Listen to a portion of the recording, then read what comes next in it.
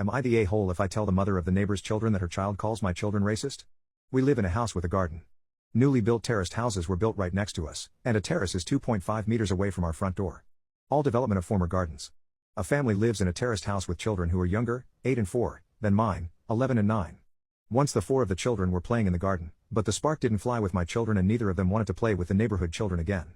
I think that also has something to do with the fact that the children probably come from a different country and don't speak the language properly, which makes communication difficult for my children. I've suggested a few times that my children play with the other children, but they probably don't like them and didn't have any fun. Now the older neighbor child often sits on the terrace in the afternoon and complains loudly about her suffering because my children don't play with her anymore. I hear that when I'm sitting on the terrace or walking out the front door. I don't understand half of it, but when the child sees me coming out the door it immediately switches to broken English. I've heard a few times that the child called my children and me racists. That really disturbed me a lot. I feel totally uncomfortable every time the child sits there like that.